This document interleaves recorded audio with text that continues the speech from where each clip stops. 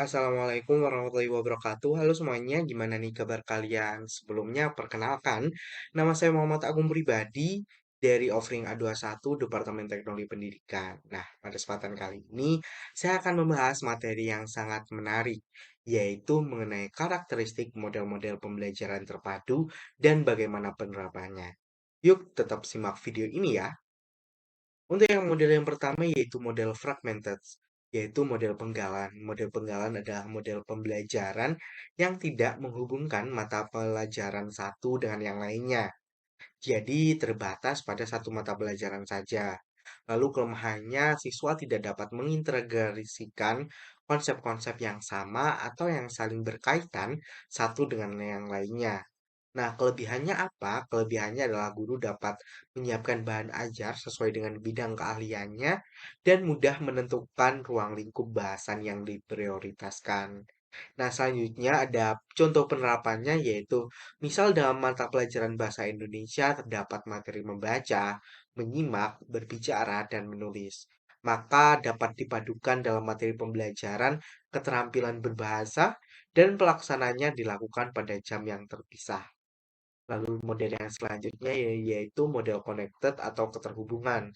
Model keterhubungan ini dilandasi oleh anggapan bahwa butir-butir pembelajaran dapat dipayungkan pada induk mata pelajaran yang tertentu.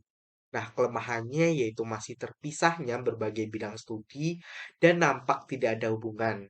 Meskipun hubungan-hubungan itu telah disusun secara eksplisit di dalam satu bidang studi.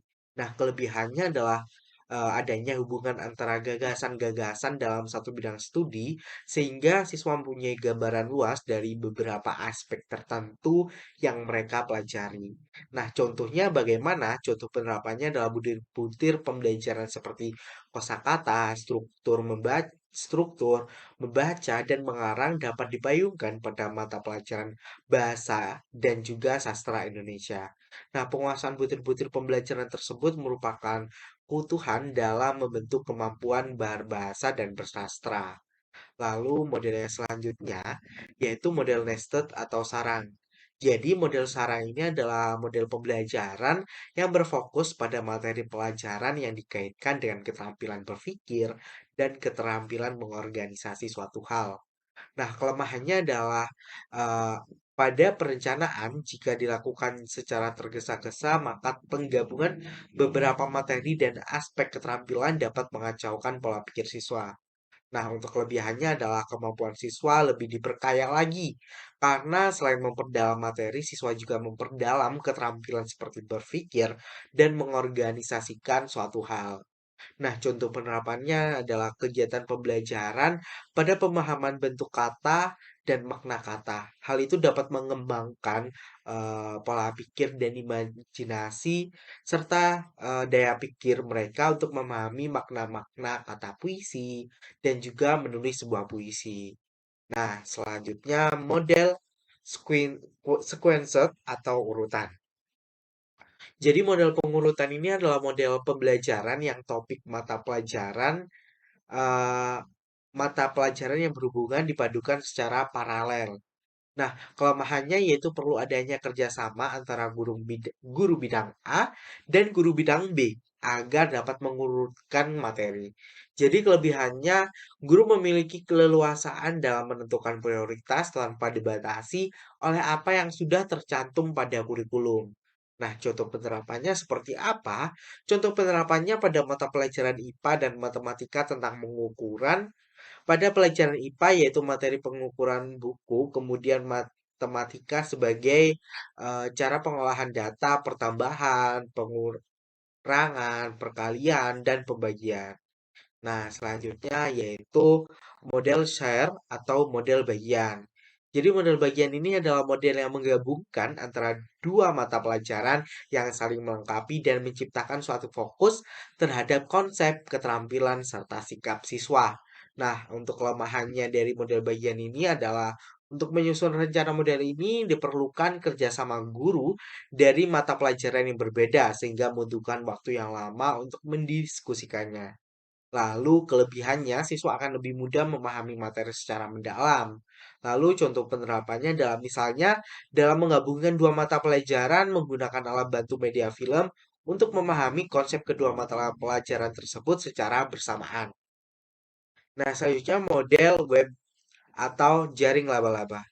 Nah, model web ini adalah bertolak dari pendekatan tematis sebagai pemandu bahan dan kegiatan pembelajaran. Dalam hubungan ini, eh, mata pelajaran atau tema dapat mengikat kegiatan pelajaran, baik dalam mata pelajaran tertentu maupun lintas mata pelajaran.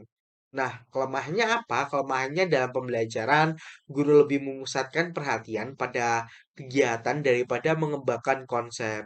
Lalu kelebihannya memberikan kemudahan bagi anak didik dalam kegiatan-kegiatan dan ide-ide yang berbeda dan terkait.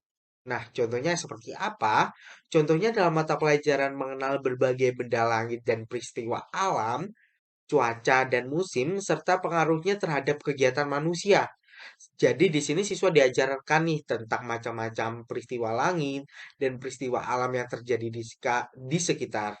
Nah, dari peristiwa-peristiwa tersebut, siswa diharapkan dapat menjaga kebersihan tubuh dan rumah serta lingkungannya. Selanjutnya adalah model treat atau galur. Nah, jadi model galur ini adalah model pembelajaran yang memfokuskan pada keterampilan. Nah, kelemahannya adalah hubungan antara materi tidak terlalu ditunjukkan sehingga siswa kurang memahami antara keterampilan konten antara mata pelajaran satu dengan yang lainnya. Nah, kelebihannya adalah menekankan pada perilaku metakognitif, jadi membuat siswa belajar nih bagaimana seharusnya belajar di masa yang akan datang dengan perkembangan zaman yang sangat cepat seperti sekarang. Nah, pada mata pelajaran, contohnya adalah pada mata pelajaran fisika seringkali memerlukan bantuan mata pelajaran matematika, seperti pada pengukuran jarak, dan ada kalanya akan dibutuhkan rumus Pitagoras. Nah, selanjutnya adalah model integral atau keterpaduan. Jadi, model keterpaduan ini merupakan model yang memadukan sejumlah topik mata pelajaran yang berbeda, tetapi esensinya sama dalam sebuah topik tertentu. Nah, kelemahannya seperti apa? Pembelajaran terpadu menuntut kemampuan belajar siswa yang relatif baik, baik dalam aspek intelijensi maupun kreativitasnya. Lalu kelebihannya adalah mempermudah dan memotivasi siswa untuk mengenal, menerima, menyerap, dan memahami keterkaitan atau hubungan antara konsep, pengetahuan, nilai, atau tindakan yang terdapat dalam beberapa pokok bahasan. Nah, contohnya dalam atau penerapannya adalah topik evidensi yang semula terdapat dalam mata pelajaran matematika, bahasa Indonesia, pengetahuan alam, pengetahuan sosial. Nah, jadi agar tidak membuat muatan kurikulum berlebihan cukup diletakkan pada satu mata pelajaran saja, misalnya pada mata pelajaran IPA. Nah, selanjutnya adalah model immersed atau celupan. Model immersed atau adalah model yang melibatkan beberapa mata pelajaran dalam satu proyek. Jadi, kelemahan dari model ini adalah siswa yang tidak senang membaca akan mendapat kesulitan dalam mengerjakan proyek. Kemudian, guru memerlukan waktu untuk mengorganisir semua kegiatan proyek siswa agar tersusun secara baik dan berencana. Lalu kelebihannya adalah setiap siswa memiliki ketertarikan pada mata pelajaran yang berbeda-beda. Jadi mereka terpacu untuk menggabungkan antar mata pelajaran, kemudian siswa akan lebih fokus dan antusias untuk mencari tahu lebih dalam mengenai eh, hal atau sesuai yang dengan kreativitas masing-masing. Lalu contohnya adalah seorang mahasiswa yang memperdalam ilmu kedokteran akan selain mempelajari pelajaran biologi, kimia, dan komputer juga harus mempelajari fisika begitu. Nah, selanjutnya adalah model network atau jaringan. Jadi, model network ini merupakan model pemaduan pembelajaran yang mengandaikan kemungkinan perubahan konsepsi, bentuk pemecahan masalah maupun tuntutan bentuk keterampilan baru setelah siswa mengadakan studi lapangan dalam situasi, kondisi maupun konteks yang berbeda-beda. Jadi, kelemahan dari model network atau jaringan ini kemungkinan motivasi siswa akan berubah sehingga kedalaman materi pembelajaran menjadi terhambat. Lalu kelebihannya siswa dapat memperluas wawasan pengetahuan pada satu atau dua mata pelajaran secara mendalam dan sempit sasarannya, mempersempit sasarannya sehingga nanti hasil atau eh, ilmu yang diperoleh akan lebih optimal. Lalu contohnya seperti apa? Contohnya adalah sumber belajar siswa dapat melalui buku bacaan, internet, TV, radio, atau lingkungan sekitarnya. Jadi siswa dapat memperluas wawasannya secara mandiri karena adanya motivasi atau rasa keingintahuan siswa dari dalam diri siswa yang sangat besar itu sendiri.